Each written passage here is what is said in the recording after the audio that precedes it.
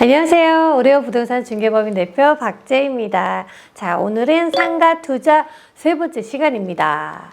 자, 상가 투자할 때 꼭 살펴봐야 될 게 뭘까요? 잘 고른 상가는 매달 많은 월세를 받고 나중에 시세 차익을 얻습니다. 그런 장점이 있죠. 그러면 어떤 점들을 확인해야 될지 한번 볼게요. 첫 번째, 집이나 직장에서 가까운 곳. 거리가 멀면 관리가 어렵습니다. 저 같은 경우는 제가 출신이 부산이에요. 제 고향이.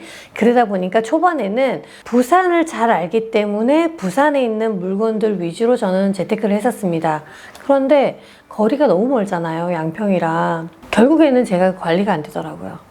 관리를 둔다 하더라도 일단은 내가 옆에서 자주 볼 수 있는 곳이 아니다 보니까 불편하더라고요. 그런 부분들 때문인 것 같아요. 왜? 내가 평소에 자주 다니던 곳은 여기 사람이 많네, 여기 장사 되네 안 되네, 이 건물 노후가 됐는데 위치는 좋아. 누구보다 본인이 더 잘 안다라는 거지. 그래서 그런 얘기를 하는 겁니다. 그리고 두 번째는 유동인구를 또 내가 파악을 할 수가 있어요. 근데 평소 잘 아는 지역이라면, 근데 그게 내가 그냥 길을 다닐 때랑 내가 그 건물을 어떤 건물을 매입하기 위해서 그 지역을 볼 때랑은 조금 눈이 달라집니다. 달라지셔야 돼요. 예를 들면 최소 2주 정도는 아침, 점심, 저녁, 야밤까지도 거기에 얼마나 사람들이 다니는지, 그래서 거기서 사람들이 뭔가 사고 나오는지, 그냥 흘러가는 지역인지, 아무리 유동인구가 많아도 그 지역이 그냥 흘러가는 구간이라 그러면 아무도 거기에 상가들을 들어가지 않아. 버스 타기 바쁘고 집에 가기 바빠서 누구 하나도 거기에 들어가서 맥주 한잔 먹지도 않아. 그러면 유동 인구만 많은 거예요. 그래서 상가로는 그런 부분들이 있기 때문에 최소 2주 정도는 내가 사기 위한 그 동네를 샅샅이 뒤지기도 하고 수시로 가서 확인을 해야 됩니다. 제일 좋은 건 그냥 저 같은 경우는 예전에 그랬어요. 어떤 물건 하나 찝으면 그 동네에서 그냥 하루 종일 왔다 갔다 합니다. 잠깐 볼일 보고 또 가고, 잠깐 볼일 보고 또 가고, 조금 거리가 있는 곳에서는 제가 그냥 거기 하루 종일 앉아 있었어요. 그런 식으로 하기도 했었는데, 그러기는 지금 너무 시간이 아까우니까 자주 가서 아침에, 점심에, 오후에, 저녁에 보시라는 거예요. 평일뿐만 아니라 주말에도. 그래서 확인하시고, 세 번째는, 근데 여러분들 그거 아세요? 상가 가치 규약이라는 게 있다고 하면 처음 듣는 분들 많을 거예요. 이게 뭐냐면 상인들이 모여서 자체적으로 규칙을 만든 거예요. 근데 그거를 아는 분들은 괜찮아요. 근데 모르는 분들은 이거를 모르고 들어갔다가는 큰일 나는 상황이 돼요. 예를 들면은 이제 어떤 오픈 상가였어요. 근데 거기에는 뒤편에는 상가 피해를 주지 않기 위해서 벽도 세우면 안 되고, 물건을 밖에 내놓고 진열을 해도 안 되고, 그 다음에 위에 분식점이 있으니까 동종, 업종이 들어와도 안 되고. 근데 만약에 이걸 그 상인들 자체 규칙에 있었어, 규약에. 근데 나는 이 상가를 매입할 때 몰랐어. 그럼 어떻게 될까요?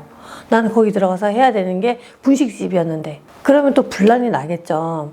이런 부분들이 있는지 그래서 확인을 직접 하셔야 돼요. 그리고 네 번째, 화장실, 수도 등 편의시설 확인을 해라 라고 했는데, 왜 그러냐면 우리가 보통 강남뿐만 아니라 어디든 상가를 가면 각 층에 화장실이 있지를 않아요. 어떨 때는 남자 화장실이 위에 있고 밑에 있고 막 수도도 잘 안 나오고 엉망이고 막 이런 데가 많거든요.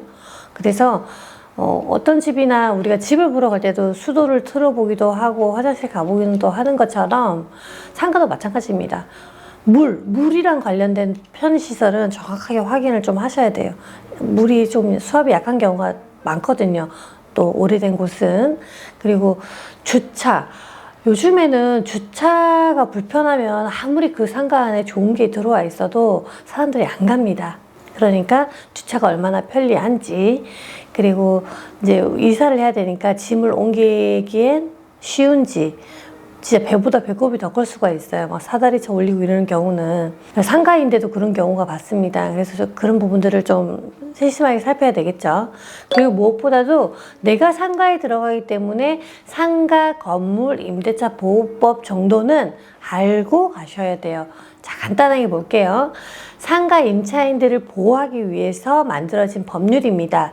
임대료 상한선이 있고 보증금을 우선적으로 변제하는 게 있고 권리금을 보호하는 등 항목이 포함되어 있습니다.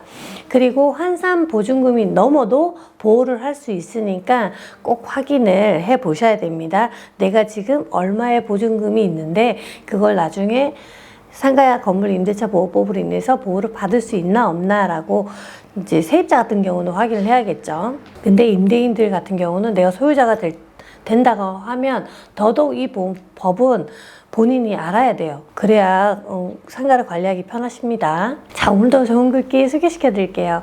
돈을 남기면 하수, 업적을 남기면 중수, 사람을 남기면 고수다 라고 고토 신페이라는 사람이 얘기를 했네요. 맞습니다. 요즘에 사람들이 사람을 남겨야 된다, 내 주위에 사람이 있어야 된다라고 얘기를 하잖아요. 근데 그 사람도 나한테 인연이 되는 사람이어야 되지 않을까 싶습니다. 자, 여러분, 올해가 지나가고 있습니다. 새해가 다가오고 있지만 현재 지금까지 내 주위에 내 옆에 있었던 사람에게 한 번쯤은 고마움을 표시해 보는 건 어떨까요? 또 뵙겠습니다.